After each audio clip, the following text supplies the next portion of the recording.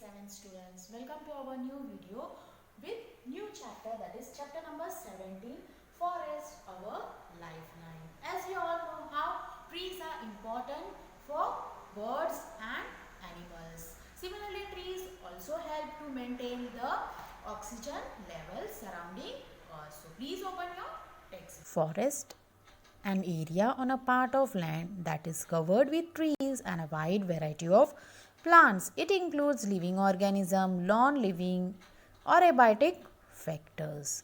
There are different kinds of forests depending upon the geography and climatic condition of the area. So, in forest we find different types of trees, herbs, shrubs, creepers, climbers, etc.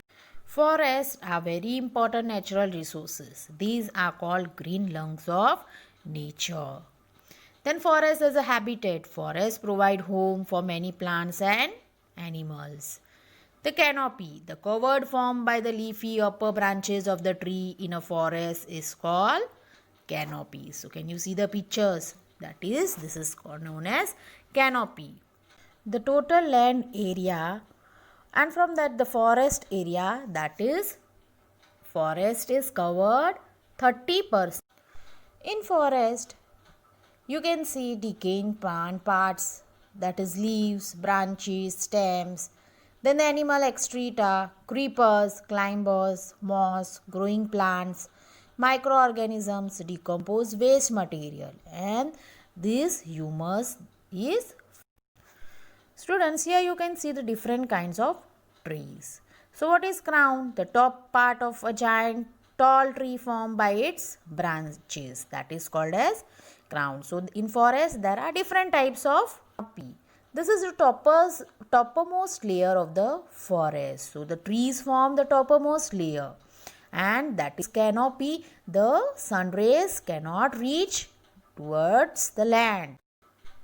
So can you see the birds and monkeys? They are on the topmost layer, that is canopy. It is a home for birds and animals. Then the understories, that is immature trees and the plants of similar size. Okay, you can see elephant, lion, tiger, deer.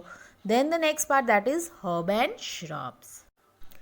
Then forests are self-sustaining system. Every part of the forest depend on other parts. So here each and everyone is dependent on each other, such as plant produce food by the process of photosynthesis. Then and herbivorous animals which feed only on plants.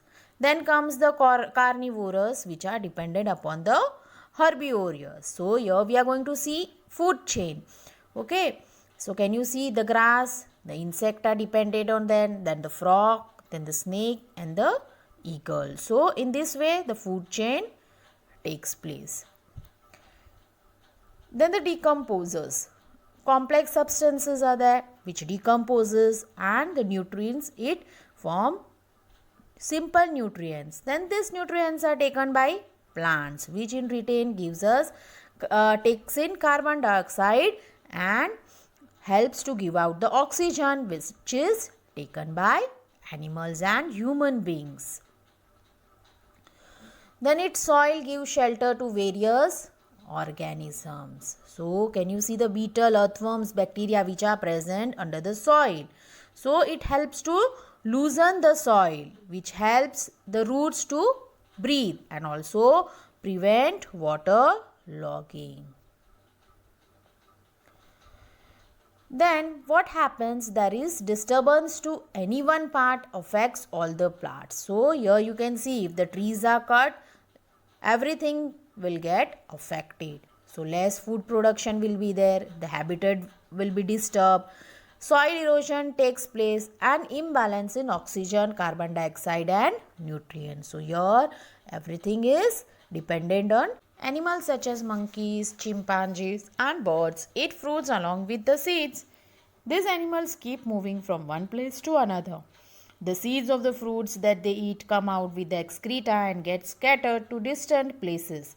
Thus, animals help in dispersal of seeds. So, in this way, animals help in the dispersing of seeds when they move from one place to another, and when the seeds come out to the excreta, the seeds are scattered and they are spread.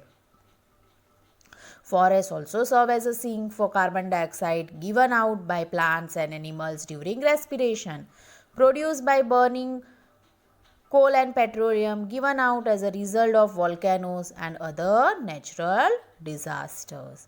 Thus, forests help to maintain the levels of oxygen and carbon dioxide of the air. So, how does the forest help us to maintain the level of oxygen and carbon dioxide in the question answers you are going to write down in your notebook. What is food chain and explain it with an example.